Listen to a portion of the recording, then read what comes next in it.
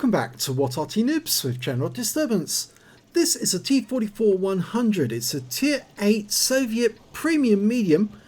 It's located on the southeast spawn of Fjords, and it's under the command of Captain Ashstorm. Yes, the doctor is now recovered from COVID-19. In fact, he's back at work, and he sent us a video the other day showing us him eating a chocolate cake in the office.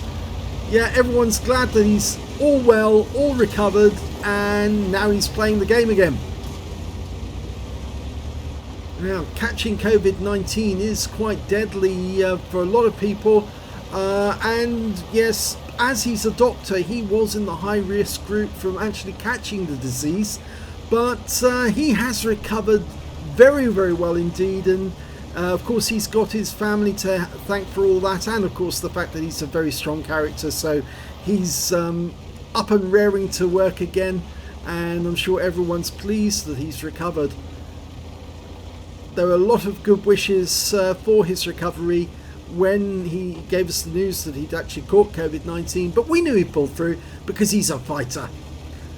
Well, the T-44-100, this is a version of the T-44 with the 100mm gun. It is a premium tank, and the 100mm will do 250 Alpha, penetrating 190mm of armor with standard ammo, and with APCR it go up to 247.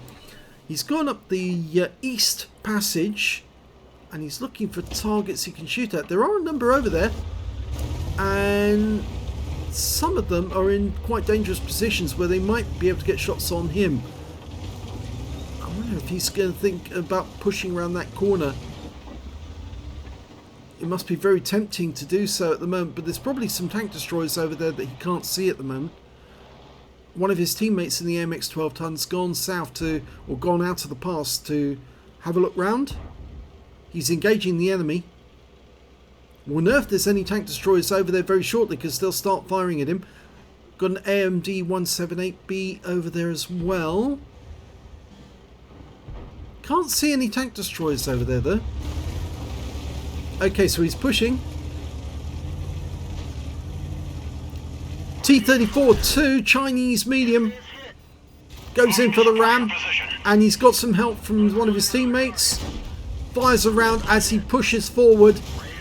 Oh, went up the side of the wall there. I don't think he meant to do that, but he's now turned to engage the T-34-2. And with a 6-second reload, he should be able to do this guy some damage. He's auto-aimed on. Enemy Arty in sight.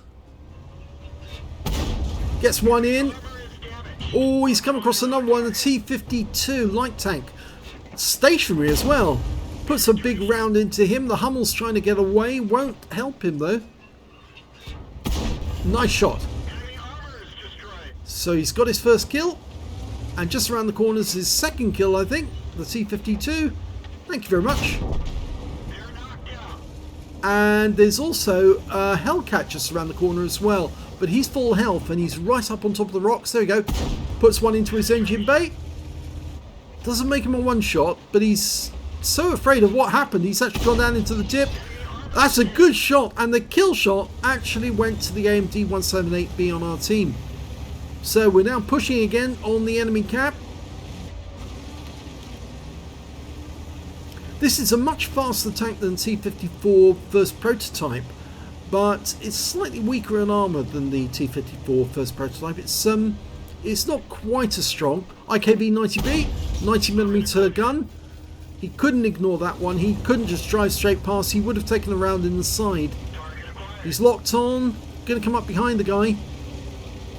Yep, nice. Yes, that worked nicely.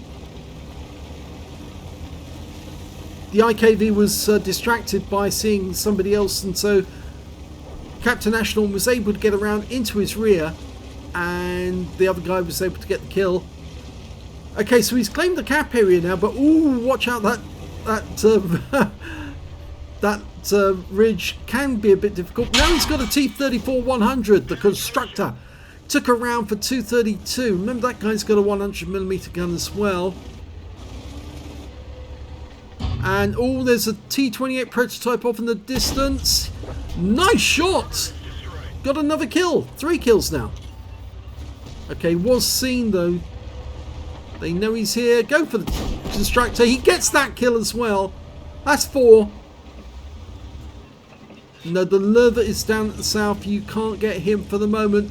You can see the enemy's been using a few heat rounds. Those are the purple marks on the front of his vehicle.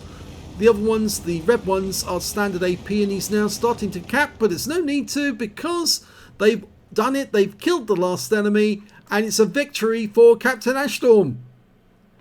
Let's have a look at the end of battle stats. Well, he certainly did a nice bit of damage in this game. He got a second-class tanker in the T-44-100.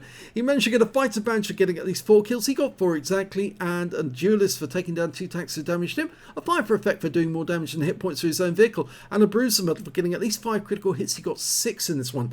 He'd also got a battle hero medal. He got the high caliber. He did the most damage in the game, and in fact, actually, his pushing actually enabled the others to get in there and do some damage, and actually effectively opened up the cap to them in the end. 6,298 was the win, 8 on the battle, which is Super Unicum standard. Let's have a look at team score and see where he was. Well, lovely, look at that, 3,336 hit points. The only person who was close to him was the AT-15A, the premium tank destroyer. He got 3,011 hit points, not quite as much, but still very good. He got a steel wall in that game, so he must have taken a lot of hits from the enemy. When it came to the next highest damage, that was the T-34 on his own team, a tier 8 premium heavy, 1,655, not so much. When it came to kills though, it was definitely going Captain Ashstorm's way because he got 4 kills in that game, 3 kills to the AT-15A, 2 kills to the T-43. Nobody on the enemy team managed to get more than 1 kill. And when it came to base XP, yes, he's actually in second place. Oh, the AT-15A earned more XP because he was up against some higher tier opponents most of the time. 1,313 XP to him. 1,171 to Captain Ashstorm and 797 to the T-34.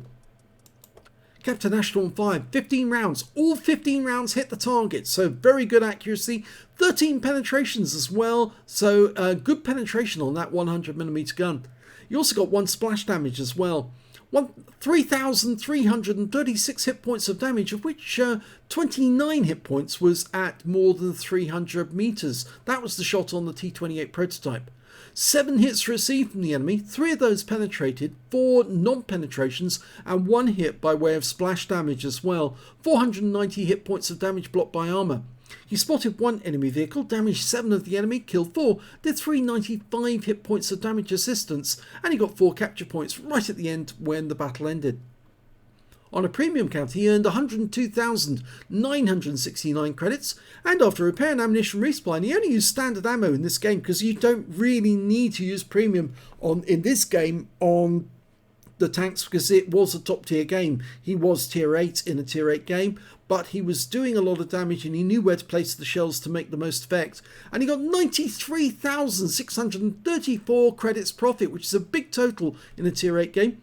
He got 25 bonds for the battle, 1,756 XP, 879 for completing the mission and events, and 176 for this being a premium vehicle, and took away 2,811 experience points altogether. He calls this one a crazy ass YOLO push. Well, it was a very good one as well, and it works sometimes. I think if you do push on the enemy and push hard, then you can make them fall back and they make mistakes as they're doing that and allow your teammates to get kills as well as yourself. And he really did. He did so effectively in that game. It was a really, really good battle. So fast, so fluid, and that's what makes these fun games. If you enjoyed this replay, please give this video a like and do subscribe to our channel. And nice to have you back, Captain Ashstorm.